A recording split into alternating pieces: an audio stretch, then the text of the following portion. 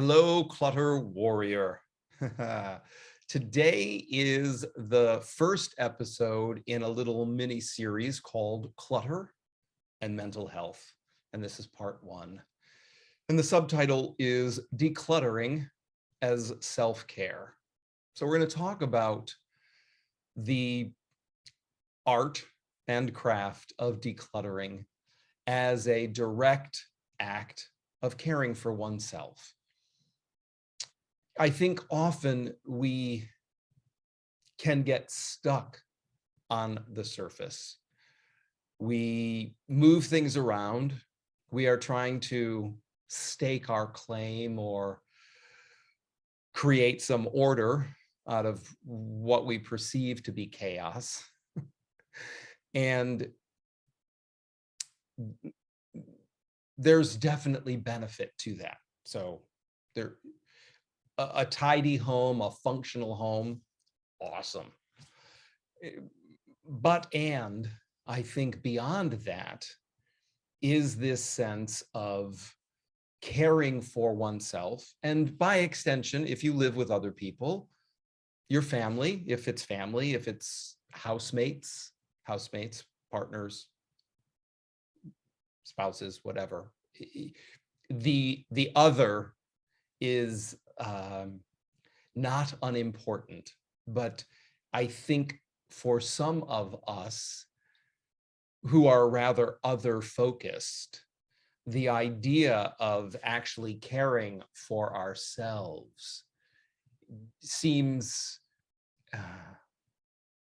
superfluous, seems discountable, that the focus really should be on other people, not on ourselves. The quality of our life is perhaps contingent on the quality of other people's lives. If they're happy, then we can be happy, is perhaps the story that we have about that, or how we frame it for ourselves. I'm going to throw out there that might be one of your 200 lies.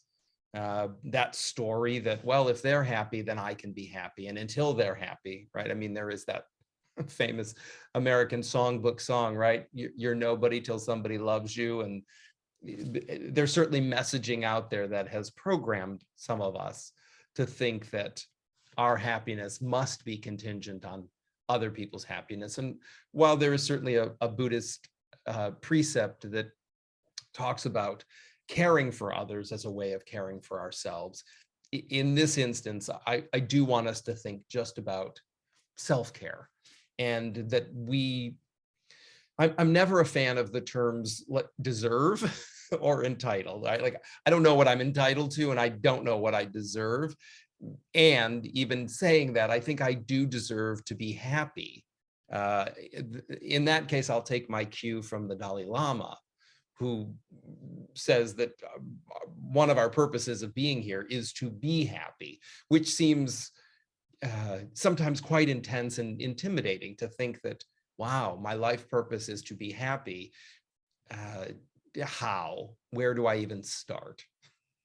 So as we find our way towards this idea of caring for ourselves and that being enough, that if we feel safe, if we feel cared for, that is a basis for other actions that we might take, again, anywhere in our lives, and specifically when it comes to our home environments and decluttering.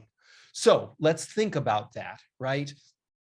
What does it feel like when you hear that? What comes up for you if you start to think about, rather than just pushing it away, if that's one of your impulses, instead of just say, oh, I can't take care of myself until I take care of everybody else. Just why don't you see if you can set that aside, at least for the duration of the podcast, and see if you can explore what comes up for you, what makes that uncomfortable. If discomfort comes up, if it makes your skin a little pins and needly, or if it makes you start to think like, oh God, my skin is crawling thinking about taking care of myself, putting myself first. And I think, again, there's an opportunity to look at, did you get some messaging? I know I certainly got messaging when I was a kid. I'm an only child. So it was, I don't know if it was fun consciously or subconsciously, but I was certainly called selfish more than once. And I don't know that it was necessarily even based on my behavior as much as a projection from somebody else. Possibly somebody who had siblings and had to share in a way that I didn't. I mean, I shared with my friends, I shared with my family, but there were no siblings in the house that I had to share with. Not my fault, not my choice. I wasn't making the decisions about how many children would be in the household. But I felt the impact. It was impactful to be told that I was selfish. And it made me self-conscious more than it fostered a sense of selflessness or generosity. It just made, as so often, I think, when those kinds of judgments are leveled against us, I think that people think it's going to make us better people. They're not mental health professionals, so they're doing it in kind of an ass backwards, clumsy, lay kind of way, right? They're not therapists, they're not mental health professionals. So they're just trying to shape us or nurture us or get us to conform with certain of their desires. And in doing so, shit comes out of their mouth, perhaps not well considered, and it lands. And I feel pretty confident in saying if any of us asked the adult or even another kid who leveled something like "you're selfish" towards us, if we went back to them 15, 20 years later and said, do you remember, their response would be, I have zero recollection of that. I don't know that we carried it as some sort of core wounding. To them, it was an offhand remark. And I think that that is telling for us, is to think about, we take these things personally, and they were not delivered necessarily personally. They might have even been personal in the moment, right? I mean, they might have been said in anger, with some sort of reaction. It might have been a reaction, and still, their attachment to what they said is probably less than our attachment to what we heard. And so when we think about our own journey towards mental health, and I always return back to the 4 Agreements by, Don Miguel Ruiz around take nothing personal, which is certainly easier said than done, and an opportunity for us to look at, am I holding on to these things that were said to me? Who knows what the impulse behind them being said was, and at this point in my life, does this have value? I mean, or is it just mental, psychological, emotional clutter? Am I just holding on to something that's making me feel crappy? No good reason to keep it. Maybe you don't even respect the person whose mouth it came out of today, or you do, or you feel some sort of loyalty or fealty to them. Maybe it's a parent and they're still alive, and you feel somehow connected to them, and their word does matter, but maybe not as much as it did when you were smaller.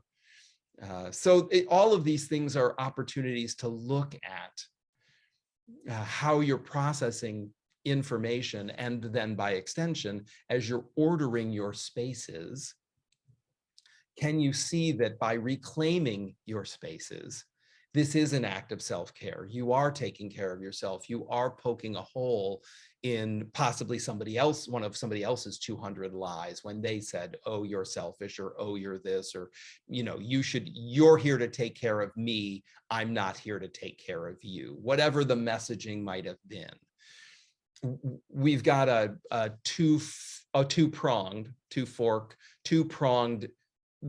process that we're going through. We're healing ourselves, taking care of ourselves, and at the same time, getting our shit together, cleaning up our spaces so that they function for us.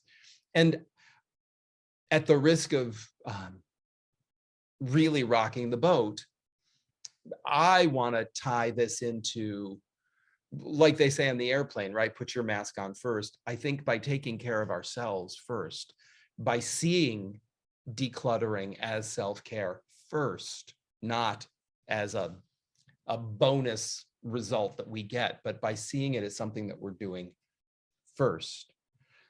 By extension, then we can take care of other people because our own house is in order, right? We're not a hot mess running around being some sort of combo victim martyr, taking care of everybody else, but not living by that precept of physician heal thyself, right? We are caring for ourselves as the baseline. And I get that it might be quite uncomfortable. It might be quite foreign for you to make this kind of a choice. And I want to suggest that it is essential to both your long-term mental health as well as the sustainability of the decluttering that you're doing, that it isn't superficial and easily dismantled when there's nobody to care for. Maybe somebody unexpectedly or expectedly dies or leaves, and we're by ourselves. So what do we do if we've based all of our decluttering on others? Then how do we take care of ourselves? Because we're still here and we need a home, a space, whether it's your office or your home. We need a space that functions for us so that we can find what we're looking for when we need it, when we want it, and that we feel safe and secure in our environments. I don't think that should be some sort of bonus prize that we receive because we're running around taking care of other people. I think it should be what we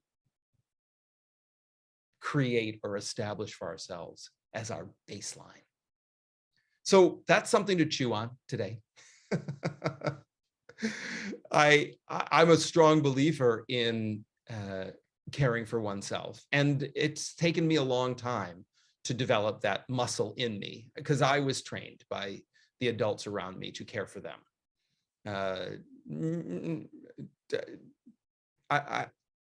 I feel okay about that today. I mean, I feel like I am in recovery, or I'm recovering from that. I definitely don't feel lopsided. I feel more grounded in myself than in others. And at the same time, it percolates up. I can feel that sense of, ooh, be careful. Don't be selfish. Don't focus too much on yourself. So these are all things for us to chew on today as we think about our own mental health and we think about the act of decluttering and taking care of ourselves as we declutter.